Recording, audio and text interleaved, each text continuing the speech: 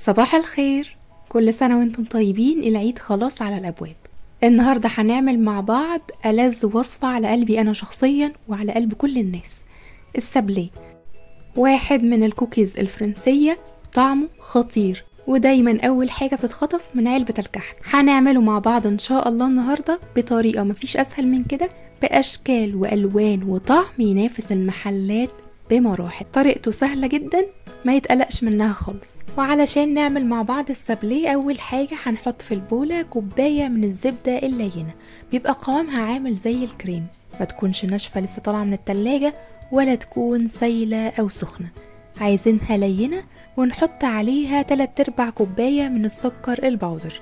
عندنا سكر بودر جاهز يبقى تمام، ما عندناش بنطحنه في البيت كويس جدا بالمطحنة، وبعد كده بننخله بالمصفى. وما نستخدمش خالص في الوصفة دي الزبدة الفلاحي. بخلط الزبدة مع السكر البودر كويس جدا جدا لحد ما يبقى القوام فومي كريمي ولونه فاتح. نقدر نستخدم المضرب اليدوي او الكهرباء، بس المضرب اليدوي بياخد وقت اطول ومجهود اكتر، بس الاتنين بيدونا نفس النتيجة.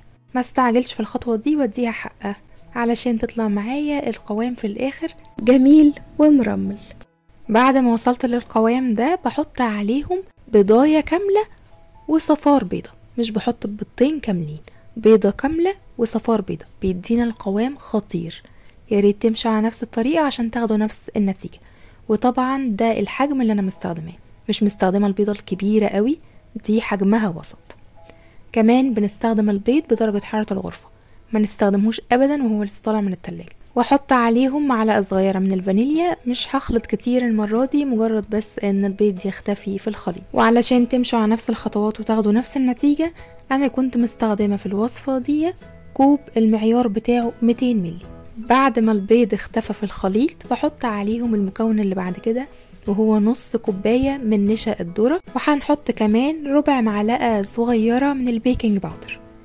انا عارفة ان في ناس كتير مش بتستخدم النشا والبيكنج باودر في السابليه، بس حقيقي المكونين دول بيدوا هشاشة وترميلة خطيرة، مش بيطلع ناشف كده، بيطلع طعمه خطير. لازم تجربوه بنفس التكنيك علشان تاخدوا نتيجة ان شاء الله احلى من المحلات بمراحل.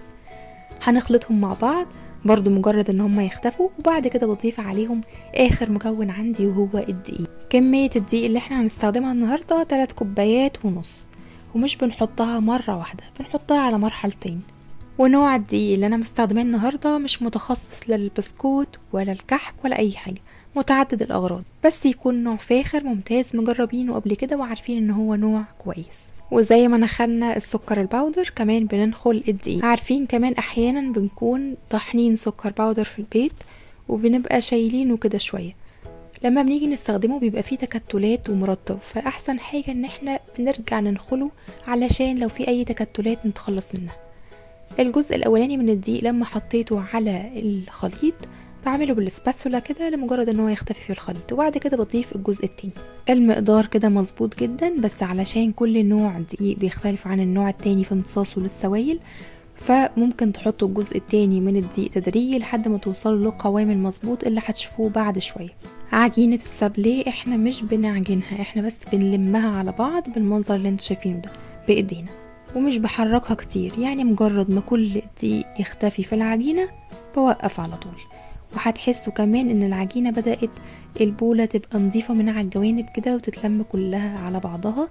ولما نيجي نكور العجينة بالمنظر ده تلاقوها ناعمة، بضغط عليها مش بتشقق، يبقى هي كده عجينة ممتازة. بغطيها بستريتش او باي حاجة ودخلها التلاجة لمدة ساعة كاملة، لان نسبة الزبدة كتيرة في العجين وكمان اشتغلنا فيها كتير، فاكيد درجة حرارتها قلت. احنا محتاجينها تبرد تاني علشان العجينة تتماسك ونعرف نشكلها بكل سهولة. وبعد ما العجينة سقعت ساعة في التلاجة بروح جايباها وقسمها نصين، واخدة جزء منها وفرداه ما بين كيسين، كيس يكون تحت العجين، كيس فوق العجين. مش لازم خالص كيس تلاجة ولا ستريتش ولا ورقة زبدة، اي كيس نضيف عندنا هنفرده كده. وما ينفعش خالص نستخدم النشابة مباشرة على العجينة او على الرخامة علشان هتلزق معاكم، لازم كيس. وبروح فرداها كده بالراحة علشان هي لسه طالعة من التلاجة. وبعد كده بيكون السمك بتاعها لا رفيع قوي ولا سميك قوي، ودايما تاخدوا بالكم ان هي لسه هيتحط لها وش وظهر، يعني لو سميكة قوي هتبقى كبيرة زيادة عن اللزوم.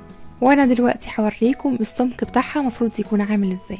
بأي قطاعة عندنا زي ما اتفقنا ما نوقفش نفسنا، واروح مقطعة. اهم حاجة اي شكل هعمله يكون مجوز، يعني علشان في وش وظهر زي ما اتفقنا.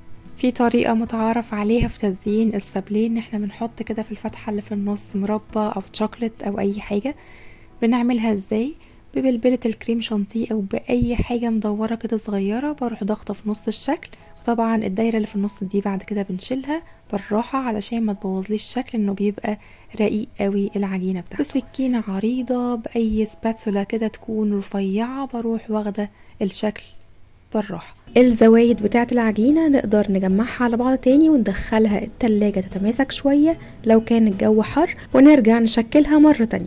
ده السمك المفروض نوصله في السابليه. بحط السابليه كله على صاج ألومنيوم او اي صاج يكون توزيع الحرارة بتاعه كويس في تسوية نواعم العيد عندكم، وبحط ورقة زبدة واحط عليهم كل السابليه اللي انا قطعته. بس اهم حاجة يكون احجامه متقاربة علشان يستوي كله سوا واحد، ما فيش حاجة تتلسع قبل حاجة. والاشكال اللي هي بتكون مفرغة من النص يستحب ان احنا نخليها تستوي في صاج منفصل عن الاشكال اللي هي بتكون كاملة. بعد كده بدخله في التلاجة 5 دقايق يتماسك، وبعد كده بدخله الفرن على درجة حرارة 180، فرن متسخن قبل كده، رف وسط لمدة 15 دقيقة. وعلشان كل فرن ممكن يختلف عن الفرن التاني في التوقيت بتاع التسوية، اول ما الاقي ان السابليه من تحت اخد لون ذهبي جميل، لو توزيع الحرارة بتاعنا في الفرن كويس فهياخد لون من كل الاتجاهات موحد. لو التوزيع مش كويس، اول ما بياخد لون ذهبي جميل من تحت بس ما يكونش ذهبي غامق، بروح مطفيه الفرن ومشغله الشوايه على اهدى حاجه علشان ياخد لون جميل من فوق كمان. شايفين السمك واللون؟ هو ده اللون والسمك والشكل المطلوب.